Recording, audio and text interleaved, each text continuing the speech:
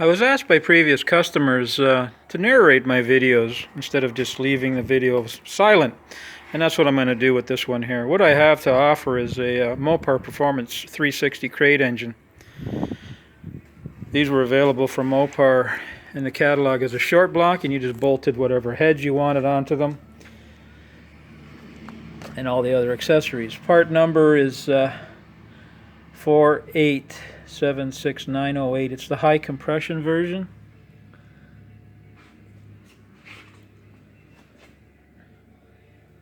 And this is the engine assembly workbook that goes with it.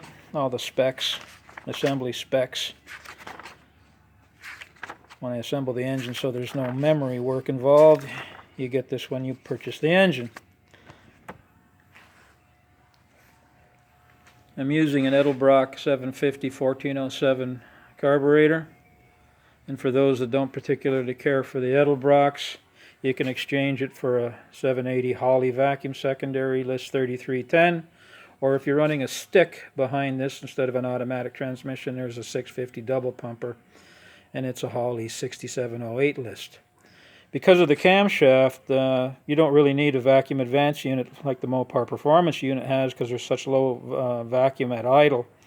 You can run the, or we can exchange it for the Mallory dual, adjustable, and this is an electronic distributor. It's got adjustability for the centrifugal advance.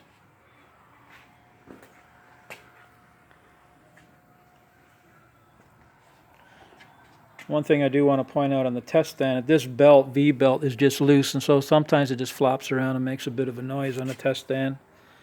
And because the 360s are externally balanced, I'm using a stock torque converter with the weights that are welded to it for the external balance. And sometimes the stator rattles in here because there's no stator support shaft from the transmission to hold it in place. And again, it's just a slight rattle.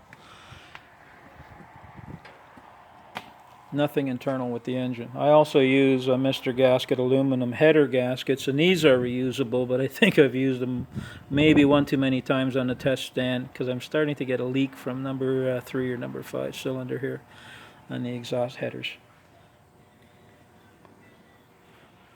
But other than that, I'll fire it up and you can hear for yourself.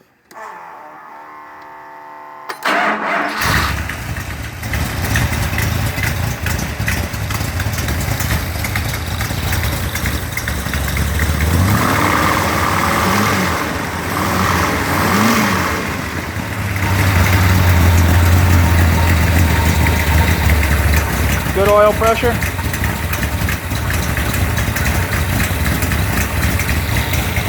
The manifold vacuum is a little on the low side, but that's indicative of the camshaft being used.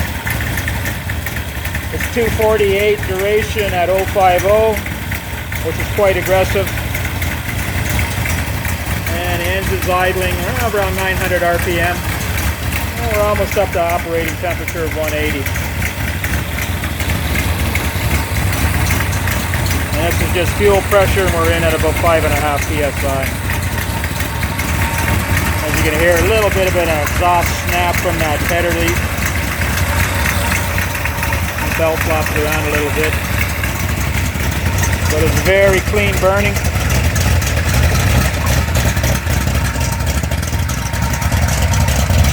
No leaks of any kind.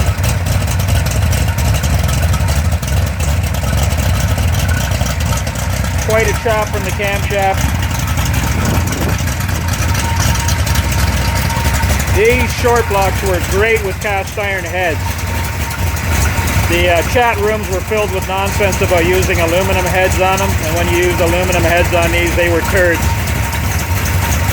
Aluminum, its thermal conductivity is far more efficient than cast iron, and you wick away too much heat from the combustion chamber process, and it drops the 9.5 down to about an 8.5 compression ratio, and they just run. They were turds. Great with cast iron heads. And these heads are the 587 castings, 202 intake, 160 exhaust, and I'm using the huge valve springs to complement the camshaft.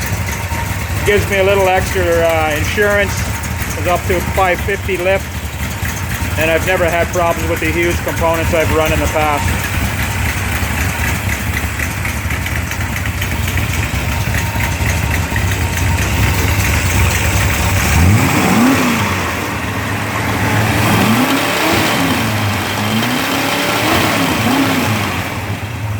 Because it's on a test stand, rev limiter's limited to $5 grand. No sense revving it up any farther than that.